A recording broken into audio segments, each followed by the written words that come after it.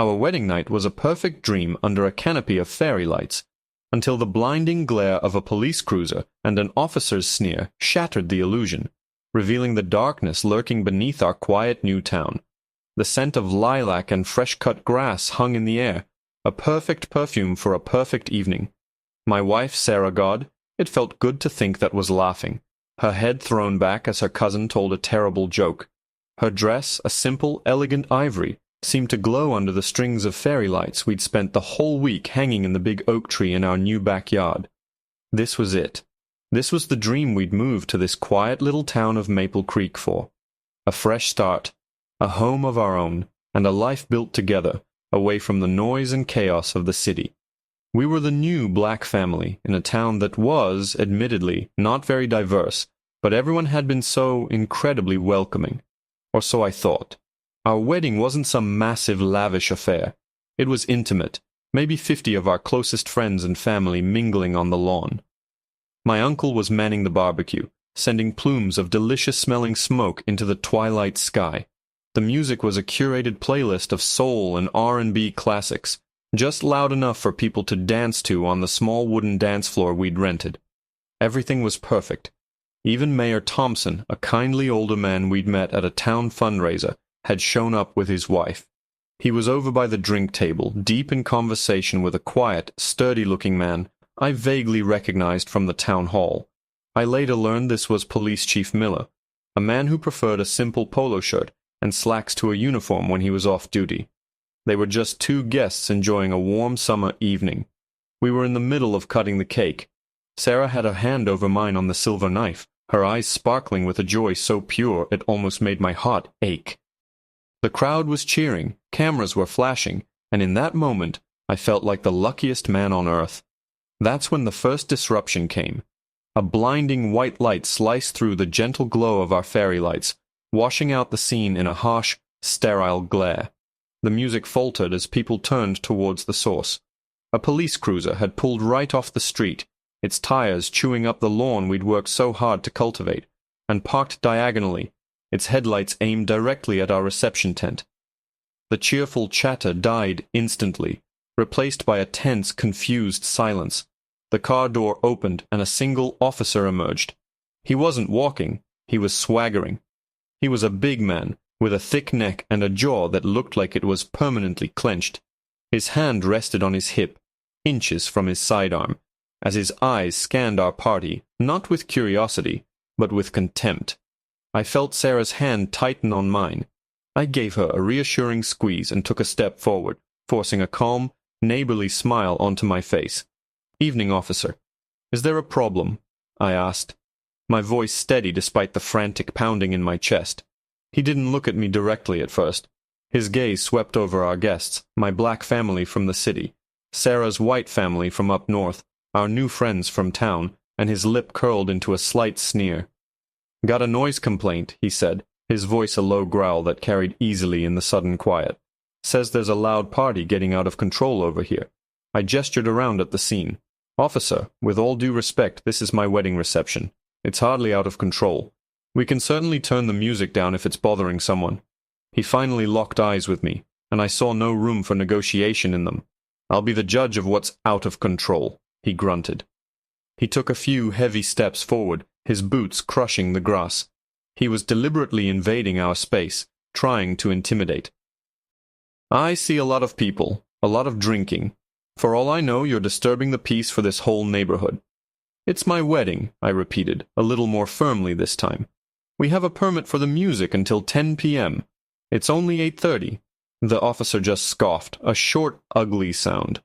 "Permits can be revoked." He stepped past me, his shoulder bumping mine, and walked right up to the cake table. He stared down at our beautiful three-tiered cake, the slice we'd just cut sitting on a plate beside it. Then he did something that made a hot wire of rage sing through my veins. He reached out with his leather-gloved hand and flicked the little groom figurine off the top of the cake. It was a custom one we'd had made to look just like me. It skidded across the table and fell to the grass. Sarah gasped. My fists clenched. Before I could say or do anything, the officer turned his cold gaze back to me. I want every single person who doesn't live in this house gone in 10 minutes, he said, his voice low and menacing. Shut this whole thing down, now, or I'll shut it down for you, and I'll start by taking you downtown in cuffs. He tapped the side of the cake stand with the end of his heavy black flashlight. A clear threat. The entire party was frozen in disbelief. My perfect night, my wedding, was being destroyed by this man's unexplained malice. My mind was racing, trying to figure out what to do, how to salvage this without getting myself arrested on my own wedding night.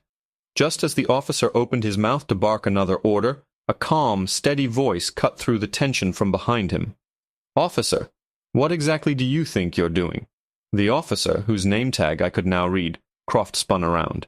His face, which had been a mask of smug authority, instantly crumpled. Standing there, holding a half-empty plastic cup of iced tea, was the quiet man in the polo shirt I'd seen talking to the mayor. And beside him, Mayor Thompson's kindly expression had been replaced by a look of profound disappointment and steel-edged anger. Croft's jaw worked for a moment, but no sound came out.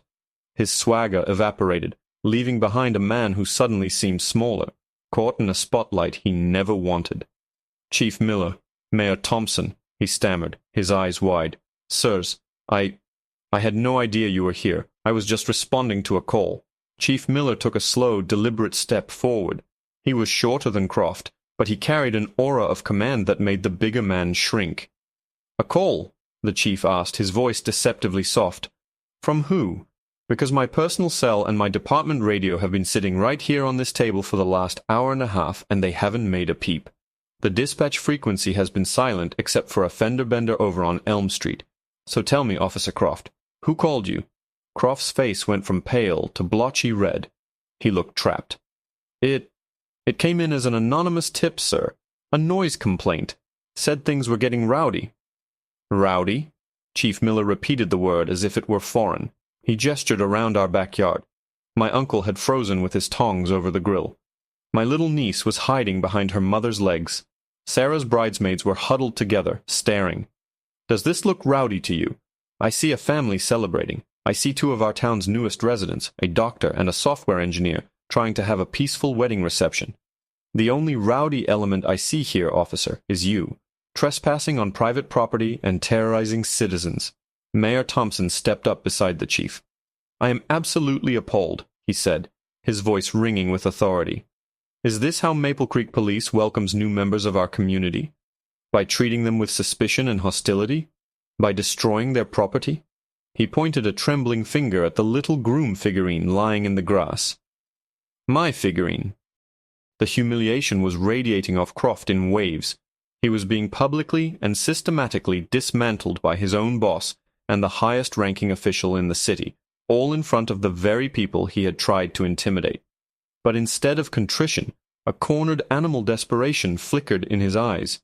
His posture straightened a bit, a last gasp of defiance. "With all due respect, Chief," Croft said, his voice tight, "I was using my discretion. You know how these things can get. A party with this kind of music, this many people from out of town. I thought it was better to be proactive before it escalated." The air went dead silent. He didn't say the word, but everyone in that yard heard it. This kind of crowd. My black family. My friends from the city. He was saying we were the problem, our very presence a threat that needed to be proactively managed. It was no longer about a noise complaint. It was about us being here, in this town, in this house. The ugly truth of his visit was now laid bare for everyone to see. I felt Sarah start to tremble with rage beside me. I pulled her closer. I didn't need to fight this battle. Croft had just handed Chief Miller all the ammunition he would ever need. The chief's face was unreadable, carved from granite. He stared at Croft for a long, silent moment, letting the officer's words hang in the air and poison the beautiful evening. When he finally spoke, his voice was so low, so devoid of emotion, it was more terrifying than any shout. "Officer Croft," he began, "you are relieved of duty, effective immediately." Croft's mouth fell open. The chief wasn't finished. "Hand me your sidearm." He held out his hand. Croft stared at him, dumbfounded, as if he hadn't heard correctly. "Your weapon." Now, the chief repeated, his voice dropping another lethal degree. You are a disgrace to the uniform and a liability to this department. You are not to speak to another civilian. You will go and sit in the passenger seat of your vehicle, and you will not move until I come for you.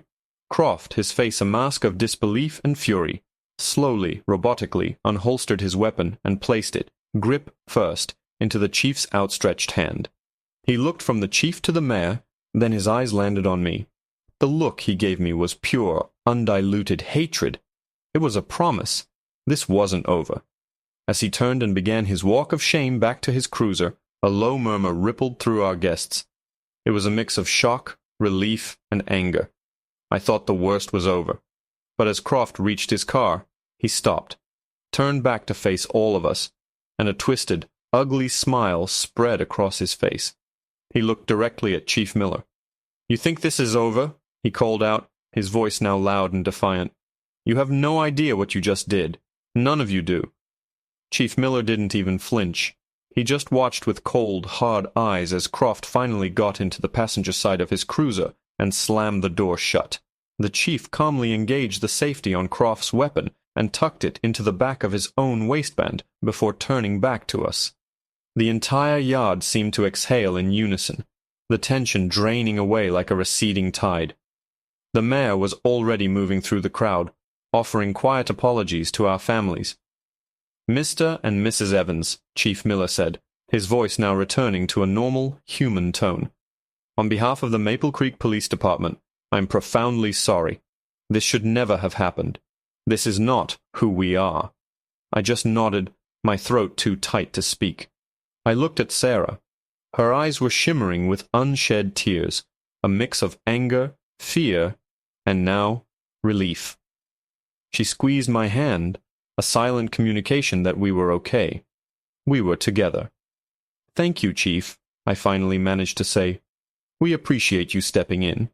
"Stepping in isn't enough," he said, shaking his head. "What you witnessed tonight was a poison that has no place in my department or in this town. I promise you, I will deal with it. But please," he gestured around at our interrupted celebration, "don't let that man ruin your night. This is your wedding. Please continue." He and the mayor stayed for another 20 minutes, making a point to talk to my parents and Sarah's, reassuring everyone and trying to smooth over the jagged edges Croft had left behind. My uncle, ever the pragmatist, got the grill going again. My cousin put on some Marvin Gaye, and slowly, hesitantly, the atmosphere began to thaw. People started talking again, laughing even, though it was brittle at first. We picked up my little groom figurine and placed it back on the cake, a small act of defiance. We were determined not to let Croft win. Eventually, the chief and the mayor made their excuses and left. I watched Chief Miller walk over to the cruiser, open the driver's side door, and say something to Croft that I couldn't hear. Then he got in, and a moment later, the cruiser backed off our lawn, leaving deep, muddy ruts behind, and drove away into the night. It felt final. It felt like justice had been served, swiftly and decisively. The rest of the evening passed in a blur of forced cheerfulness. We danced, we ate cake, we accepted congratulations, but there was a shadow hanging over it all. Every time a car drove down the street, people would flinch. The joy of the evening had been tainted, a sour note in a beautiful song. By 11, most of our guests had left, offering hugs and words of support that felt more like condolences than congratulations. After everyone was gone, Sarah and I stood alone in the backyard, surrounded by the debris of our party. Empty plates, crumpled napkins, the lingering smell of barbecue, and shattered peace.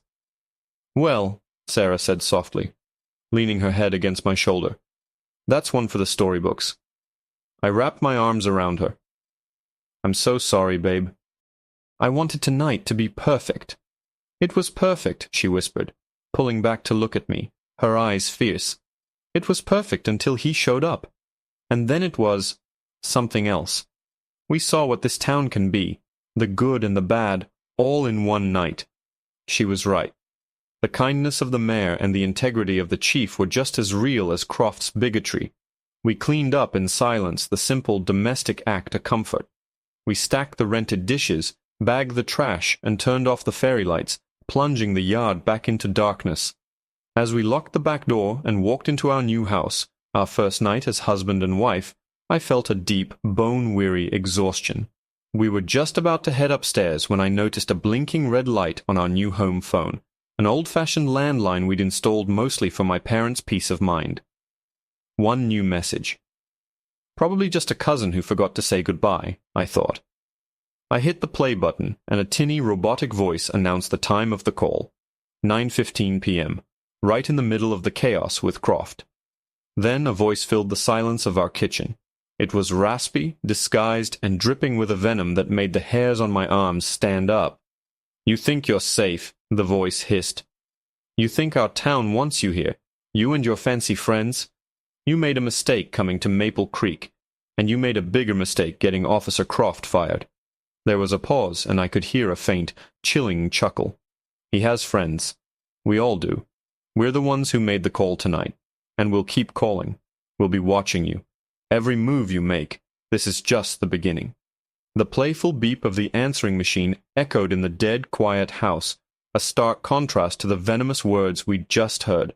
Sarah's hand flew to her mouth, her eyes wide with a fear that mirrored my own. The dream of Maple Creek, the perfect fresh start, crumbled into dust right there in our kitchen. We weren't just the new family anymore. We were a target. The ruts in our lawn weren't just damaged grass. They were the opening salvo in a war we didn't even know we were fighting. For a long moment we just stood there, the silence stretching, thick with the unsaid question. Do we run? My first instinct was to pack. To get Sarah, get our things, and drive back to the city where anonymity was its own kind of shield. But then I looked at her face. The fear was there, yes, but underneath it, a stubborn fire was kindling in her eyes. The same fire I fell in love with. She took a deep breath, her hand finding mine in the dark. "No," she said, her voice a fierce whisper. "We're not letting them chase us out of our own home. Not on our wedding night. Not ever." That was all I needed to hear. The fear didn't vanish, but it solidified into a cold, hard resolve. I saved the message on the machine, then pulled out my cell phone. There was only one person to call. I dialed the non-emergency number for the police department and asked to be put through to Chief Miller directly, explaining it was an urgent follow-up to the incident at my home. I didn't expect to get him, but to my surprise he was patched through in less than a minute. He was still at the station, processing Croft. "Chief Miller," I said, keeping my voice as level as I could. "It's David Evans. I'm sorry to bother you so late, but we just received a threat." I explained the phone call, the disguised voice, the specific mention of Croft, and the friends who made the initial call. I could hear the chief's pen scratching furiously on the other end. When I finished, there was a heavy silence. "Mr. Evans," he said, his voice grim, "do not erase that message. I'm sending a patrol car to sit outside your house for the night. They will be discreet. In the morning, I'm opening a full internal affairs investigation. This goes far beyond one rogue officer. This is a conspiracy." The next few days were tense. A marked cruiser was parked at the end of our block, a subtle but reassuring presence. The town that had seemed so welcoming now felt full of hidden eyes. Was the mailman one of them? The clerk at the grocery store? The paranoia was a bitter pill. We kept to ourselves, and I nearly jumped out of my skin when the doorbell rang 2 days later. It was Mayor Thompson. He was holding a file in his hands and had a weary look on his face. "I came as soon as the chief told me," he said. "David, Sarah, I am so sorry. We've been looking into Officer Croft's record. There are patterns, complaints from out-of-towners, anonymous tips, targeting the few minority families who have lived here over the years. Things that were dismissed as isolated incidents. We were blind, and I apologize for that. He told us the investigation was moving fast. The anonymous call had been made from a burner phone, but security footage from the gas station where it was purchased showed 2 men. One was Officer Croft, and the other was another Maple Creek cop, one of his regular patrol partners. They had used the anonymous tip excuse for years to harass people they didn't like, always covering for each other. Chief Miller was cleaning house. The resolution came a week later, not with a quiet phone call, but with a public announcement. The chief and the mayor had called a special town hall meeting. Against our better judgment, Sarah and I decided to go. We had to see it through. The auditorium was packed. As we walked in, a hush fell over the room. People looked at us, some with pity, some with curiosity, some with a warmth that surprised me. Chief Miller stood at the podium, looking 10 years older than he had at our wedding. He didn't mince words. He laid out the entire story, from Croft crashing our wedding to the threatening phone call, to the internal investigation that followed. He announced that Croft and 2 other officers had been fired and were facing criminal charges for conspiracy, intimidation, and misuse of police resources. He spoke of a cancer of bigotry that had been allowed to fester in the dark corners of his department, and vowed to rebuild the force based on trust and integrity. When he finished, the silence was deafening. Then, one person in the back started to clap, then another, and another, until the entire room was filled with thunderous applause.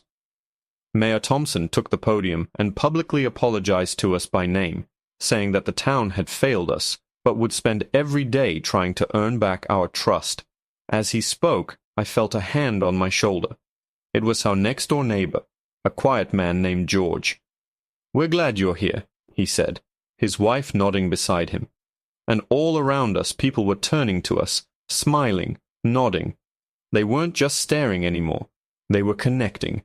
Walking out of that town hall, Sarah's hand in mine felt like breathing fresh air after being trapped underground. The fight wasn't just ours, it was the town's. And the good people, the ones we'd hoped to find when we moved here, were standing up to be counted. The next morning, George's wife came over with a still warm apple pie. "A proper welcome to the neighborhood gift this time," she said with a kind smile. A few weeks later, I was out in the yard, tending to the new patches of grass I'd laid over the ruts from Croft's cruiser. The green shoots were bright and strong. Our perfect wedding night had been ruined, but in its place something more real and more resilient had begun to grow. We hadn't found the perfect, flawless town we'd imagined, but we had found a real community, one that was willing to face its own ugliness and strive to be better. We had found a home,